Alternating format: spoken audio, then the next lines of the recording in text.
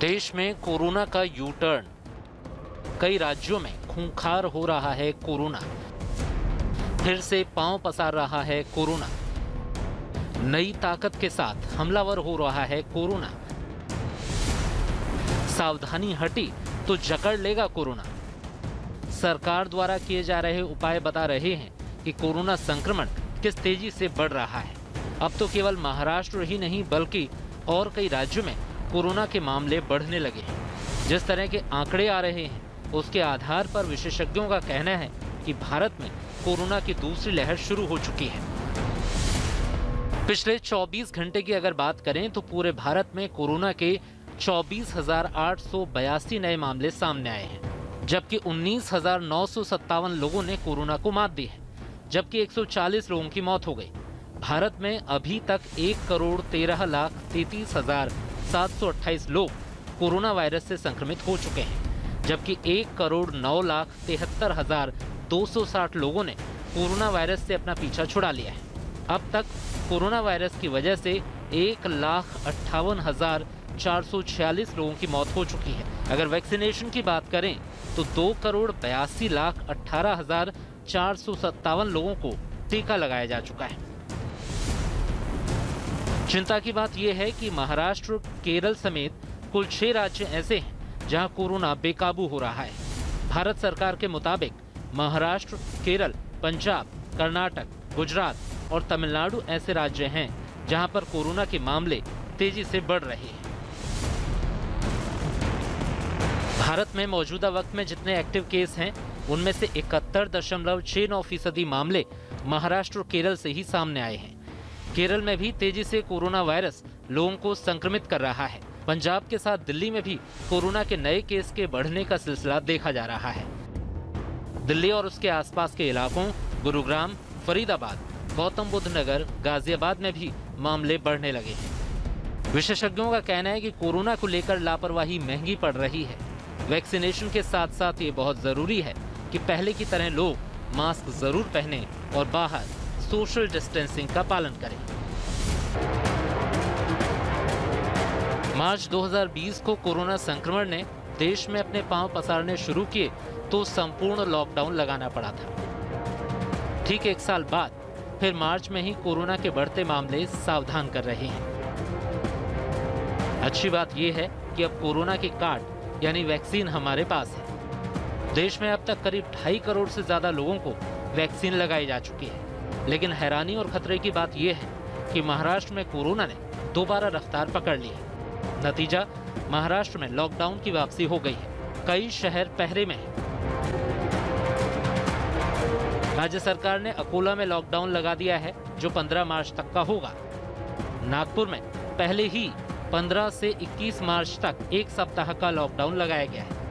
सिर्फ जरूरी सेवा की छूट रहेगी। पुणे में नाइट कर्फ्यू के आदेश दिए गए हैं। रात 11 बजे से सुबह 6 बजे तक पाबंदी लागू होगी। उस्मानाबाद में रात के वक्त कर्फ्यू रहेगा। रात 9 बजे से सुबह 5 बजे तक लोगों को निकलने की इजाजत नहीं होगी। औरंगाबाद में शनिवार और रविवार को लॉकडाउन रहेगा। बाकी दिनों में रात 11 से सुबह 7 बजे तक नाइट कर्फ्यू लगाया गया है। जलगांव में 15 मार्च तक कर्फ्यू लगाया गया है। इसके अलावा नासिक में आंशिक लॉकडाउन रहेगा। मुंबई से करीब 150 किलोमीटर दूर पुणे में फिर से कोरोना के मामलों को बढ़ते देख सरकार ने यहां पाबंदियों को हरी झंडी दी है। 31 मार्च तक स्कूल और कॉलेजों को बंद रखने का निर्देश दिया गया है। होटल और रेस्टोरेंट को रात 10 बजे तक काम करने की अनुमति दी गई है। होटल और रेस्टोरेंट 50% की क्षमता के साथ चलेंगे। रात 11 बजे से सुबह 6 बजे के बीच लोगों को बिना किसी जरूरी वजह के सड़कों पर घूमने की अनुमति नहीं होगी। 50 व्यक्तियों को ही विवाह, अंत्येष्टि और सामाजिक कार्यक्रमों में एकत्रित होने की अनुमति होगी।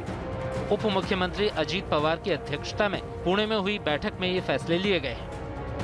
वहाँ एक डिसीजन लिया है, सबने मिलकर लिया है कि पुणे में सबसे ज्यादा पॉजिटिव की लोग मिल रहे हैं, इसीलिए ज्यादा से ज्यादा वैक्सीन पुणे के लोगों को मिलने के लिए, या खाली पुणे नहीं, पूरे देश में जहाँ जहाँ पॉजिटिव की संख्या बढ़ रही है वहाँ सभी जगह पूरे लोगों को वैक्सीन देना चाहिए।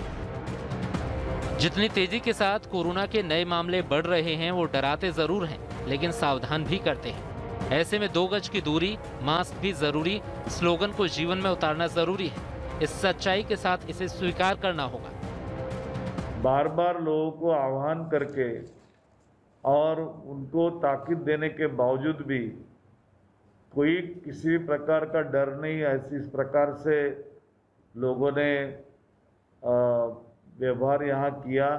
आपको याद होगा कि आपके माध्यम से मैं पिछले वक्त कहा था कि लोगों ने खुद का स्वास्थ्य अच्छा रखने के लिए खुद पर ध्यान केंद्रित करना चाहिए और मुझ पर ऐसी कोई आपत्ति ना लाई जाए कि मैं शहर में लॉकडाउन कर सकूं, लेकिन कल की स्थिति न देखने के बाद आज मुझे यह कठोर निर्णय लेना पड़ रहा है। हालांकि महाराष्ट्र सरकार की कोरोना से लड़ाई के तरीके पर विपक्ष हमलावर हो रहा है। हालांकि कोरोना की काट के लिए वैक्सीन आ गई है, हर रोज लाखों लोग वैक्सीन ले रहे हैं, लेकिन वैक्सीन लेने की पूरी प्रक्रिया 45 दिन की है, क्योंकि दोनों डोज के बीच 28 दिनों का गैप रखना है और फिर 14 दिनों बाद कोरोना वायरस के खिलाफ एंटीबॉडी डेवलप होती है। ऐसे में वैक्सीन लेने की अपनी बारी आने तक पूरी प्रक्रिया का पालन जरूरी है, यानी लॉकडाउन की पाबंदी जरूरी है और कोरोना संक्रमित होने से बचना होगा।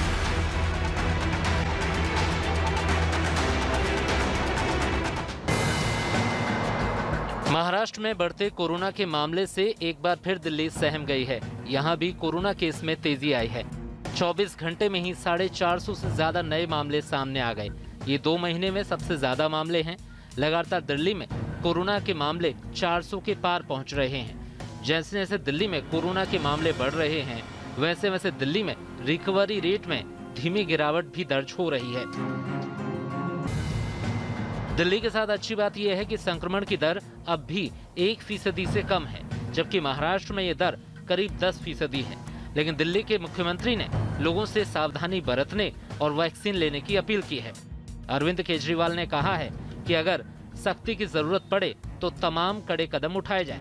मध्य प्रदेश भी हाई अलर्ट पर है। मुख्यमंत्री शिवराज सिंह चौहान ने कल ही कोरोना की समीक्षा की बैठक की, जिसमें बढ़ते मामलों पर चिंता जताई गई। भोपाल और इंदौर में नाइट कर्फ्यू लगा दिया गया। हालात नहीं सुधरे तो और सख्ती हो सकती है। इन दिनों मध्य प्रदेश विधानसभा का बजट सत्र चल रहा है। बढ़ते कोरोना मामलों के बीच 2 विधायकों के भी कोरोना पॉजिटिव होने की खबर के बाद चिंता बढ़ गई है। फिलहाल सदन 14 मार्च तक के लिए स्थगित कर दिया गया है, लेकिन उम्मीद ये है कि जब 15 मार्च को सदन फिर से शुरू होगा तो उसमें कोरोना प्रोटोकॉल के तहत कार्रवाई होगी। अगर 5 राज्यों में कोरोना के मामलों पर गौर करें तो महाराष्ट्र अकेले सब पर भारी है। जहां 11 मार्च को 14,000 नए केस आए थे, तो अब 15,000 से भी ज्यादा केस आ रहे हैं। दिल्ली में 400 से ज्यादा केस आ रहे हैं। पंजाब में भी 1000 से ज्यादा मामले सामने आए। कर्नाटक और गुजरात में भी एक दिन में 700 से ज्यादा कोरोना पॉजिटिव निकले। मध्य प्रदेश में 600 से ज्यादा मामले सामने आए हैं। एक बार फिर से कोरोना वायरस ने कहर मचाना शुरू कर दिया है। जिससे बचना है तो सावधान रहना होगा, क्योंकि लापरवाही कोरोना वायरस को मजबूत कर सकती है।